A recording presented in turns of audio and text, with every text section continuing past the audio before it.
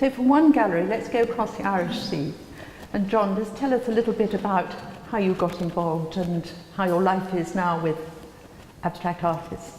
I guess I started like a lot of people who eventually opened a gallery. I started by being a collector, but I started pretty young. I started when I was 15 or 16. And the first thing I bought, having worked for maybe almost 2 years as a kind of helping in a bar, was a 6 foot, 8 foot long Victor Passmore print. And I never forget the horror on my parents' face when this thing was taken out of the tube. And it was a big long piece of paper. The poor child had worked for 2 years, and there's got to be blobs and squiggles on it. And I kind of thought, he's being had, because there was absolutely no history of art. There was no art in my house. There was no, so I'm not sure where it came from. But the only consolation that they had was that, unlike my peers, I hadn't bought a motorbike. So at least the art wasn't going to kill me. And that was my kind of introduction. And so unusually for a guy in Dublin, I started with modern British art. And I wrote to Victor Passmore. He wrote back to me, and he was very, very nice. And I kept a kind of relationship going like that. And my thing always was, over the years I've shown a lot of, I guess, Britain's best known post-war artists: Terry Frost, Sandra Blow, John Hoyland, Anthony Caro. And all of those have come about by simply, I guess, my passion, interest, whatever. And I remember saying only a couple of years ago to Tony Caro, how come you're in 175 museums in the world and you've never shown in Dublin, which is like the closest city, it's the closest capital city to London, where he lives? And he said, no one ever asked him. Oh, yeah. And it was that simple. Yeah. And so we kind of started small couple of things. But the person who really got me going here was Terry Frost. And anyone, I'm sure there are people in the room here who have known him. He was the most wonderful, generous person to kind of, at that time, not now, at that time, a very young art dealer starting out, and also to artists. I could see local artists around him. He would always give of his time, and he was one of the first artists I came across as well who set out, and as Mel would know better than I would, to demystify and take down any barriers that were to abstract art. And he would make art fun. He would make it accessible, that there were joyful, wonderful things, and they very much reflected his own personality, so I was kind of hooked. And you must have quite a major role when people come into your gallery who maybe have never come and seen the sort of pictures that you have and the sort of art you have, and helping them, or how do you deal with them? Yeah, you could kind of delude yourself and suppose that you have some kind of educational role. I guess you do in a way, but that's not why you do it. I would just follow the things I like. There are lots of exhibitions that we could have put on over the years that would have been successful, maybe paid the bills a bit better than the ones we did put on. But you just got to follow your heart, and generally these things, if you scratch the surface at all, and once you get in, certainly you say with Terry, from Terry came John Hoyland, came Tony Caro, came Sandra Blow, Wilhelmina Barnes-Graham, all of those wonderful people who are, I suppose, of an age, came through college at the same time. And even since, the generation probably just below them, who were maybe students of theirs and whatever, I've grown to know those and show them as well. So it's funny, from the outside, a lot of people look at big abstract paintings, and it's funny, Sam mentioned Ken Noland, and I had an email, believe it or not, from Ken Noland when he was not long before he died, and he was almost blind at that stage. It's incredible, because he had somehow, through the power of the internet, found out that I was showing a lot of the artists that he showed with in the 60s and 70s in New York. And he sent me this lovely little one-liner, good to see you putting the old gang back together. a lot of people from the outside see what they think of as hard edge abstract work, and they don't. They think that it's cold, and when nothing could be further from the truth. You know, there's a lot of energy and passion put in by the artists, obviously. Great. John talks about the personal relationships that he's had, both with the work, one has to say that, not just with the people, and with the people, and quite often that's the way it is. But whichever way it happens, one of the things about abstract artists that I can say from those that I've known and written about, and there are many of them, is that by and large, not altogether, but by and large, they are people with absolute passion for what they do, who lead extremely full and interesting lives, and have no doubt that the lives they lead in some way or other finds expression in the art they make. So the first thing one might say is that the art that they make, abstract painting, abstract sculpture, abstract ceramics, such as you make, come out of things known and not out of theory, come out of that there are abstract artists who are slaves to theory. They tend to make extremely tight, extremely rigorous, systematic kinds of work. The interesting thing about them is that they become unbelievably angry and unbelievably uptight about the rightness of their particular work. So even they have a kind of passion, even if it sometimes manifests itself, as you might say, negatively. I was thrown out of a systems artist's house once because I said that I didn't.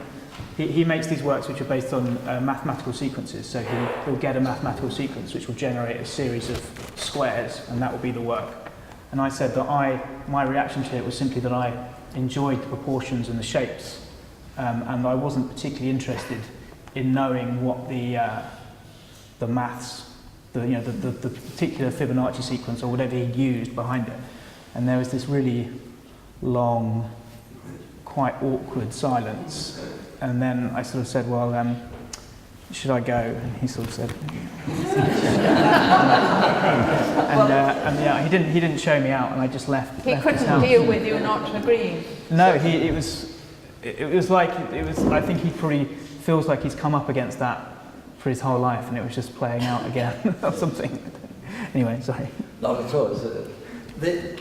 So that's one thing I'm saying. It links to something that both Sandy and John said about their own work. But then, not John, Patrick. But then Patrick said something which is almost the first thing he said, which I thought, oh, I'm sorry, I completely disagree with that.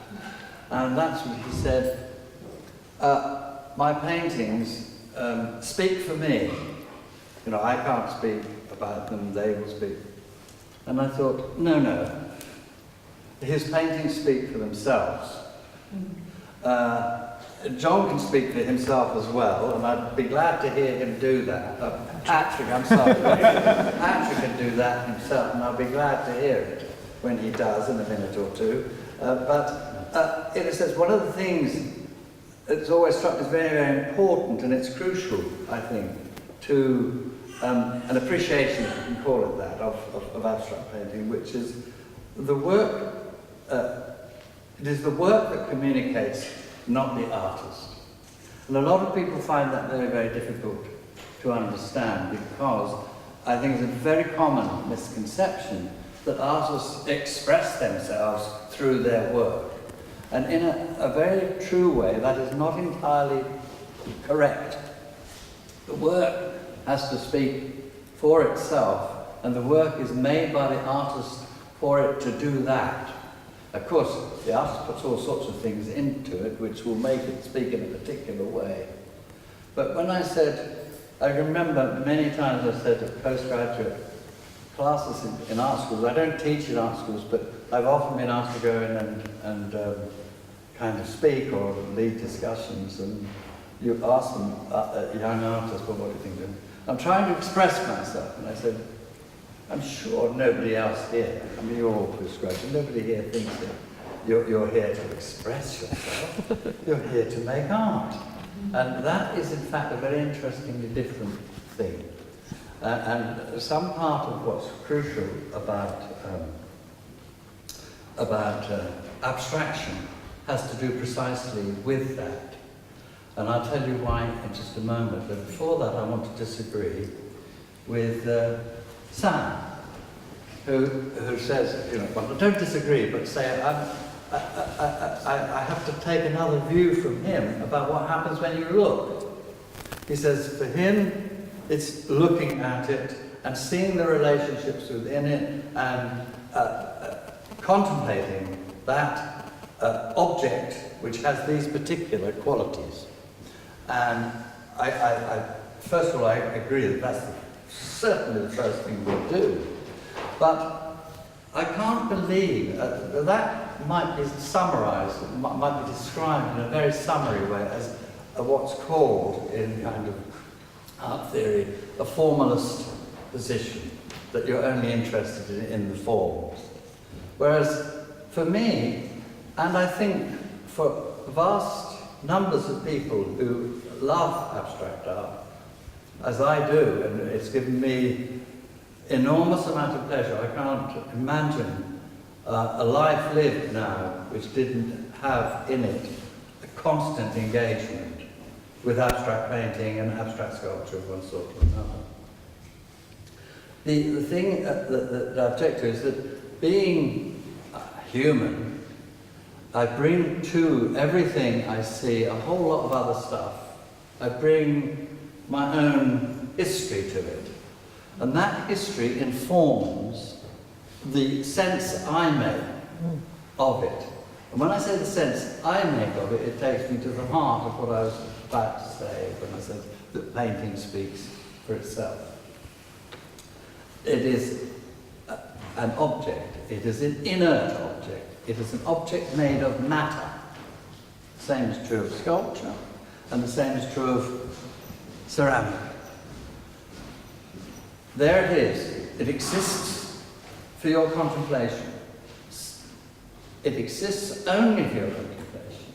The marvelous thing about modern painting and abstraction is that it doesn't exist for any other purpose than to be looked at. And it's wonderful to have some things in the world that have that. That is their only purpose, which is to have no purpose. And what then do we make of it? We take to it this experience, our experience of love, of the seaside, of rivers, of hate, of all sorts of other natural things, and all sorts of mythology, all sorts of stories. And we bring those to the paintings we look at. And a great deal of what we make of them has to do with that history we bring. And the great thing about abstraction, and what made it such an important moment in history, abstract painting is 100 years old. It is the mainstream of modernism for 100 years. So, I mean, it's been around for a long time. It always puzzled me, but it doesn't puzzle me in many other ways, that people still have difficulty with it. But I know they do. And what I would say is that it was a sort of, at around about 1910, when Kandinsky made the first abstract painting, around 1911, 12, 13, when Malevich began to make his abstract paintings with a quite different set of ideas from Kandinsky. And about a few years later, when Mondrian began to make abstract paintings, with a completely different history of both the others, these great fathers of abstract, when they were doing the work they were doing, they effected what I can only call a Copernican revolution. That is to say, that instead of thinking that the sun went round us, they said, no, we go round the sun. And it was a kind of extraordinary heresy. But as the original heresy was, the original Copernican heresy, that actually the meaning of the work of art is to be found in the observer of the work of art. And that extraordinary kind of revolution meant that we were freed in a way to live with, work with, look at art with a tremendous freedom, with a tremendous possibilities of personal excitement. And would it be true to say then that what you kind of bring to it, you get out of it? So the more you bring, the more you look, the more you see other artists' work, the more maybe you read great writers like yourself. Thank you. Is that how then people kind of find it more accessible that maybe don't at the start? If that question is addressed to me, John, I'll answer it very quickly and say, the meaning of the art is not simply found in the observer, it is then found in what the observer does with the experience of the work of art. That is to say, as soon as I open my mouth, I've become a critic. If I look at a work, I look at, which one would I come in particular? This one, I looked at and went, it's a critical statement. It's not a very, very profound one, and it doesn't communicate a great deal, but it's the beginning. When we walk into a gallery and we say one to the other, that's a beautiful painting, that's all you have to say, and you've already joined what I call the discourse. The meaning, therefore, is found in the exchange of experiences. And that's why gallerists like yourself are so important, because you're part of it. The artists you chose, as you demonstrated unwittingly in your opening statement, the artists you chose, that choice of artists constituted a contribution to the whole critical discourse.